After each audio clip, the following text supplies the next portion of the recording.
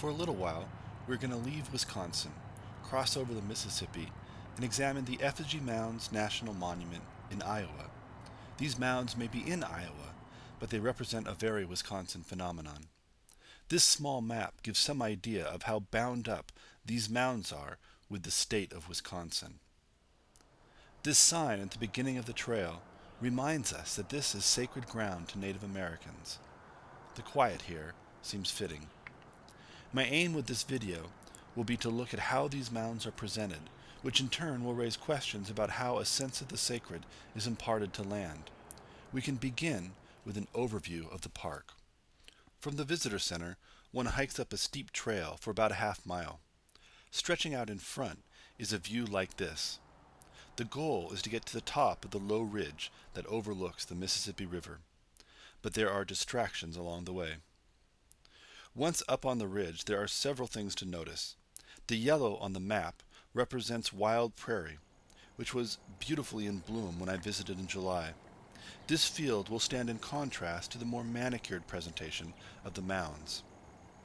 The trail follows the contours of the ridge, and there are some fine views of the Mississippi. This location was obviously important to the Native Americans who constructed these mounds in such a prominent place. This is the river of Huck Finn and Tom Sawyer. We can be quite certain, however, that the Mississippi held very different associations for Native Americans. The green marks on the map represent the mounds themselves. Prominent here are Conical Mounds and Bear Effigy Mounds. These are obviously the main attraction for visitors to the National Monument. This family is walking next to a series of conical mounds, several of which can be glimpsed in this photo. These low mounds follow one after the other in an orderly fashion. Here you can follow the gentle curve of a mound. And out there in the distance is the river. It should never be forgotten how bound up these mounds are with a view of the river. These mounds are often represented from above, and there were 2 cases of this in the visitor center. Here you can see the line of bird mounds followed by a line of bear mounds. These look spectacular, and they are made to appear this way by the addition of a thin line of gravel, which you can see here surrounding a small bear effigy mound. This is all part of an effort to allow visitors to imagine what these mounds are about, and signs along the trail provide visual reconstructions of Native American life. Without these aids, the mounds would be tough to make sense of. This Great Bear effigy mound looks like an undulating hill. It's no easy task to see a bear there. From the air, this would look only like a small patch of green. This view of the forest gives a better idea of the setting of the mounds.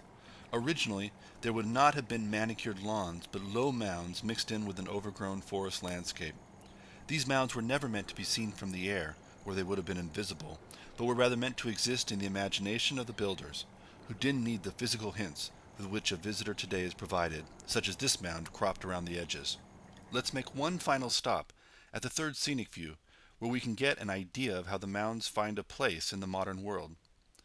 This chair provides a rest stop, a spot at the end of an afternoon hike to recuperate. Behind you stretches out a short row of mounds. In front of you is another Mississippi overlook. The mounds have become part of our recreational economy. This is a blustery spring view of Lake Winnebago from High Cliff State Park in eastern Wisconsin. It is another spectacular site that attracted mound builders, and again we encounter the interpretive signs that introduce modern visitors to the mounds. Those long, narrow mounds are thought to represent panthers. The mounds are signposted, but it is even harder here to make out the shape of these mounds. I certainly could not identify a panther or turtle from what I saw in front of me. Another lake. This one is Lake Koshkono in southeastern Wisconsin. You see now the pattern of mound construction. This area is now home to a golf course and country club. Amid these green scenes is a bird effigy mound. I find this bird easy to identify, but it is also quite unnatural in terms of setting.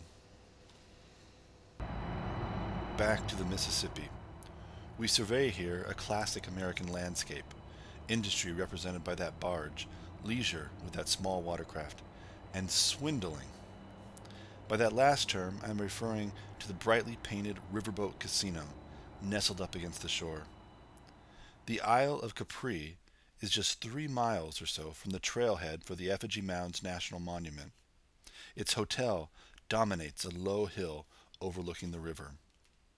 Outside the casino, facing a main road, is this pink elephant, which a sign praises as historic, going way back to the 60s. We can wait a moment for the train to pass.